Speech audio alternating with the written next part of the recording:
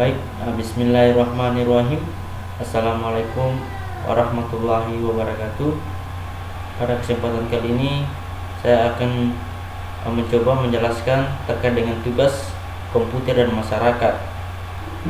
Nah, sebelum kita masuk kepada inti pembahasan kita pada kesempatan kali ini, jadi perkenalkan, nama saya Ahmad Diki Basri dengan NPM 073519111128 kelas 4 IF3. Nah, mengingat durasi waktu, langsung saja kita masuk kepada inti pembahasan kita pada kesempatan kali ini.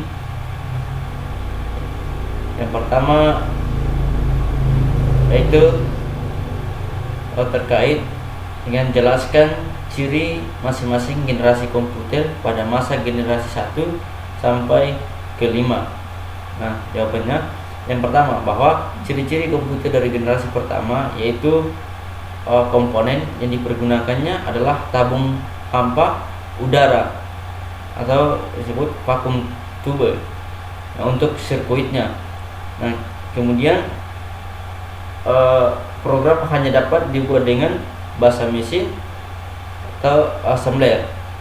Nah, kemudian ketiga, ukuran fisik komputer besar memerlukan ruangan yang luas, kemudian cepat panas, proses kurang cepat, kemudian kapasitas penyimpanan kecil, dan memerlukan dia listrik yang besar, dan orientasi pada aplikasi bisnis, dan yang terakhir silinder magnetik untuk menyimpan data. Nah, ini adalah komputer dari masa generasi yang ke-1. Nah, kemudian yang kedua, kemudian pada generasi kedua, yaitu ciri komputer generasi kedua. Yang pertama, menggunakan teknologi sirkuit berupa transistor dan diode untuk menggantikan tabung vakum, dan sudah menggunakan operasi bahasa pemrograman tingkat tinggi seperti Fortran dan COBOL. Dan kapasitas memori utama dikembangkan dari magnetic core stroke dan menggunakan simpanan luar berupa magnetic tape dan magnetic disk. Kemudian kemampuan melakukan proses real time dan real sharing. Kemudian ukuran fisiknya sudah lebih kecil dibandingkan komputer generasi pertama. Dan proses operasi sudah lebih cepat, yaitu jutaan operasi per detik. Kemudian kebutuhan daya listrik lebih kecil. Kemudian orientasi program tidak hanya tertuju pada aplikasi bisnis tetapi juga aplikasi teknik. Dan terakhir, komputer yang sudah ada di generasi kedua. Nah, ini adalah ciri-ciri komputer pada generasi kedua. Nah, kemudian ciri-ciri generasi komputer pada generasi ketiga, di mana bahwa komponen yang digunakan adalah IC, yaitu integrated circuits. Dan kemudian peningkatan dari softwarenya, kemudian pemrosesan lebih cepat, dan kapasitas memori lebih besar, dan penggunaan listrik lebih hemat, dan bentuk fisik lebih kecil, dan harga semakin murah. Nah, itulah ciri-ciri komputer generasi ketiga. Nah, kemudian ciri-ciri komputer generasi keempat, yang dimana menggunakan large scale integration atau disingkat LSI. Kemudian dikembangkan komputer mikro yang menggunakan mikroprosesor dan semikonduktor yang berbentuk chip untuk memori komputer. Dan komputer generasi keempat diantaranya adalah BM 370, Apple II BM PC, XE BM PC AT, IBM PS2, dan seterusnya. Nah, itu adalah ciri komputer generasi keempat. Dan kemudian ciri-ciri komputer generasi kelima, yang dimana bahwa komputer paralel yang berarti memungkinkan banyak CPU bekerja sama bentuk suatu jaringan yang efisien. Selain itu, ditemukannya superkonduktor yang memungkinkan aliran listrik mengalir tanpa hambatan sedikit pun, sehingga dapat meningkatkan kecepatan informasi yang didapat. Lembaga ECOT, Institute for Name Computer Technology, juga dibentuk untuk merealisasikan keberadaan komputer generasi kelima ini. Nah, itu adalah soal nomor 1, di mana terkait dengan ciri-ciri komputer generasi 1 sampai ke 5. Nah, kemudian soal kedua yaitu jelaskan fungsi arus data pada komputer dan kemudian gambarkan alurnya.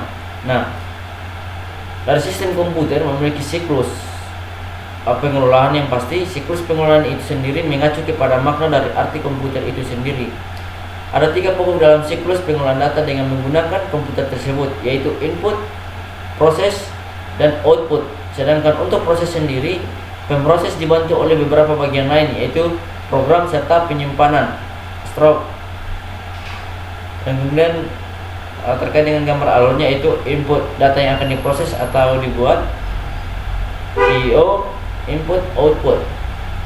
Proses itu pengelolaan data yang dimasukkan. Memori yaitu tempat penyimpanan data sementara pada saat data diproses. Stroke yaitu tempat penyimpanan data secara permanen setelah diproses. Output adalah hasil dari proses yang berupa tampilan suara cetakan. Nah, kemudian terkait dengan gambaran alurnya ini, yaitu input device, data bus, IO, port, counter. Inilah gambaran alurnya. Tadi soal nomor 2. Nah, masuk pada soal nomor 3, yaitu menurut Anda bagaimana gambaran komputer di masa mendatang 10 tahun lagi. Nah, jawabannya bahwa komputer masa depan lebih berpusat pada artificial intelligence, yaitu kecerdasan buatan, di mana kecerdasan buatan artificial intelligence ini bagian dari ilmu komputer yang mempelajari bagaimana membuat mesin komputer dapat melakukan pekerjaan seperti dan sebaik yang dilakukan oleh manusia, bahkan bisa lebih baik daripada yang dilakukan manusia. Nah, kemudian komputer masa depan menggunakan komponen ULC, yaitu Ultra Large Scale Integration, dan VLSI, Very Large Scale Integration. Nah, kemudian LSI, Large Scale Integration ini dapat memuat ratusan komponen dalam sebuah chip. VLSI, Very Large Scale Integration, memuat ribuan komponen dalam sebuah chip tunggal ULC dan dapat meningkatkan sejumlah tersebut menjadi jutaan. Nah, adapun komputer masa depan menggunakan konsep programming komputer tanpa program. Adapun komputer tanpa program, programming komputer ini pada komputer generasi ke-6, hal ini berdampak pada semakin mundurnya suatu komputer karena berjalan tanpa campur tangan dari seorang programmer. Dan beberapa ilmuwan meyakini komputer masa depan menggunakan konsep biochip dari sari makanan. Adapun dari sisi teknologi, beberapa ilmuwan komputer meyakini suatu saat tercipta apa yang disebut dengan biochip yang dibuat dari bahan protein sintetis. Itu robot yang dibuat dengan bahan ini kelak akan menjadi manusia tiruan. Nah, itu adalah soal hari ketiga untuk bagaimana menurut gambaran komputer di masa mendatang. Nah, kemudian soal nomor 4 itu mengapa manusia sangat bergantung dengan komputer? Berikan pendapat Anda. Nah, karena dilihat dari berbagai kegantungan manusia dengan komputer ini, karena dengan adanya teknologi, pekerjaan manusia dapat diselesaikan dengan mudah. Nah, itu adalah alasannya mengapa manusia sangat bergantung dengan komputer. Nah, kemudian soal nomor 5, mengapa komputer sangat penting bagi kehidupan manusia dalam bermasyarakat? Ya, tentu sangat penting. Perlu kita ketahui bahwa manusia ini sangat bergantungan kepada komputer dalam kehidupan sehari-hari, karena teknologi memberikan kemudahan bagi manusia dengan cara membuat hidup manusia lebih mudah tanpa harus mengeluarkan tenaga, waktu, serta biaya yang dianggap lebih banyak dari sebelumnya. Nah, itu adalah penjelasan dari saya terkait dengan tugas komputer dan masyarakat, yang dimana terdapat 5 soal yang telah diberikan. Nah, sekian dari saya. Apabila ada kata-kata atau penyampaian saya yang kurang jelas untuk menjelaskan tugas komputer dan masyarakat ini, lebih dan kurangnya saya mohon maaf. Wabillahi taufiq wal hidayah. Wassalamualaikum warahmatullahi wabarakatuh.